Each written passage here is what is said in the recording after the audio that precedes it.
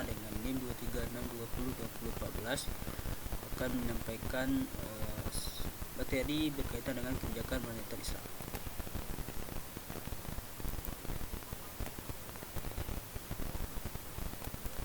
Oke, pertama, fondasi dan filosofi kebijakan moneter Islam. Dalam konsep uang dalam Islam, itu uang dijadikan hanya sebagai alat tukar. Berbeda dengan konvensional, yang dimana konvensional itu menggunakan uang juga digunakan sebagai komoditas perdagangan, yang dimana uang itu dijadikan sebagai untuk didagangkan, bukan untuk sebagai alat tukar. Namun di Islam, uang tidak boleh diperdagangkan karena uang itu adalah alat tukar. Itu yang membedakan antara konvensional dengan Islam. Kemudian di sini ada juga suatu konsep. Islam ini menekankan uang itu harus berputar dalam aktivitas ekonomi real, menciptakan nilai tambah, sehingga pelanggan terhadap penimbunan uang menjadi sangat krusial dan likuiditas tetap terjaga.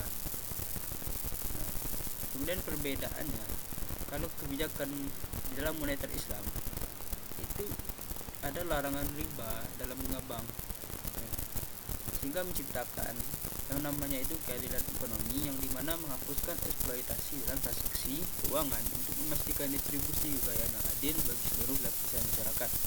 Kemudian stabilitas moneter juga mengurangi aktivitas spekulatif yang berlebihan untuk menciptakan sistem keuangan yang lebih stabil dan berbasis aset real.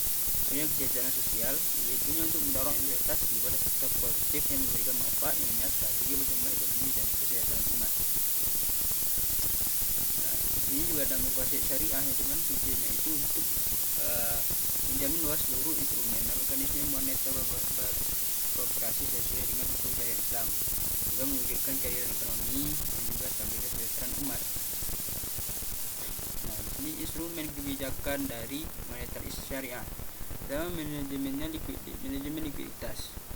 Maksudnya itu sebagai alat sarana bagi bank umum saja untuk menitipkan kelebihan likuiditasnya di Bank Indonesia untuk menjaga stabilitas arus kas internal. Kemudian juga namanya prinsip penitipan, yaitu berdasarkan KWDA menempatkan dana ini tidak menjanjikan imbalan tetap di awal, melainkan memberikan peluang bagi bank sentral untuk memberikan bonus secara sukarela.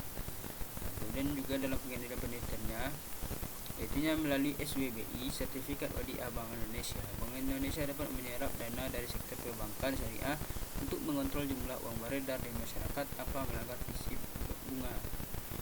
Kemudian rasio cadangan wajib, giro wajib minimum. Di sana penyesuaian likuiditas, yaitunya mengatur jumlah uang beredar dengan menetapkan presentasi dari pihak ketiga yang wajib disimpan di bank sentral. Kemudian ada namanya kepatuhan syariah, yaitunya memastikan pengelolaan kas dilakukan tanpa unsur riba sesuai dengan akad produktif yang diizinkan. Kemudian stabilitas moneter, fungsinya itu sebagai instrumen pengendalian rasio perbankan untuk menjaga kepercayaan masyarakat terhadap sistem keuangan syariah. Kemudian moral suasion atau himbauan moral, yaitunya pertemuan rutin bank sentral, yaitunya melakukan kombinasi insentif dengan pimpinan bank syariah untuk menyelaraskan visi kebijakan moneter. Kemudian edukasi prinsip kehati-hatian, yang dimana menghimbau bank syariah agar tetap menjaga likuiditas dan kualitas pembiayaan sesuai dengan prinsip syariah. Kemudian mengarahkan target sektor real, yaitunya mendorong perbankan untuk memprioritaskan penyaluran dana ke sektor-sektor produktif seperti UMKM yang memberikan dampak sosial yang positif. Lanjut, mekanisme transmisi dan operasional. Di dalam investasi, kalau di ekonomi syariah itu ada namanya skema mudharabah. Di mudharabah ini adalah sebuah kerjasama yang dimana dari pihak bank memberikan modal, kemudian dari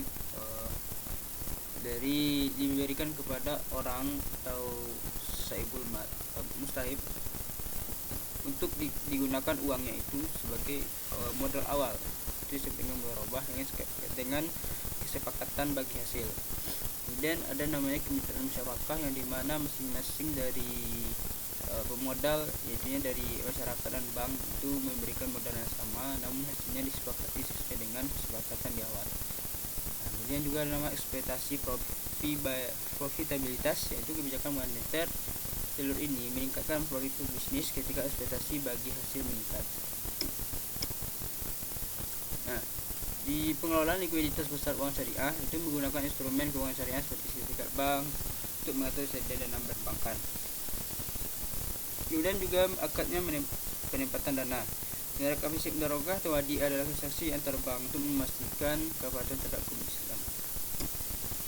Kemudian peran zakat dalam stabilitas moneter, yaitu pengendalian likuiditas, jadi mengurangi akumulasi harta yang produktif dan mendorong sirkulasi kekayaan steril.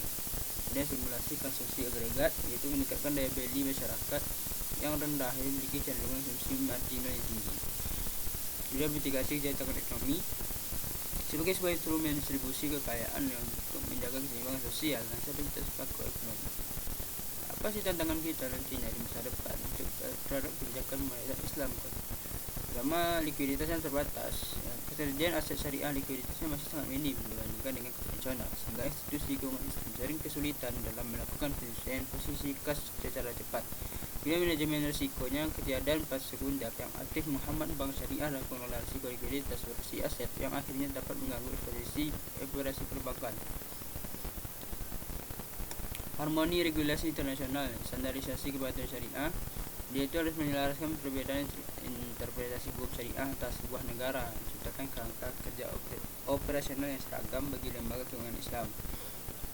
Dan juga kita bisa mengadopsi standar prudensial global atau IFSB, Islamic Financial Service Board, dengan regulasi Basel 3 guna memperkuat soliditas sistem keuangan global.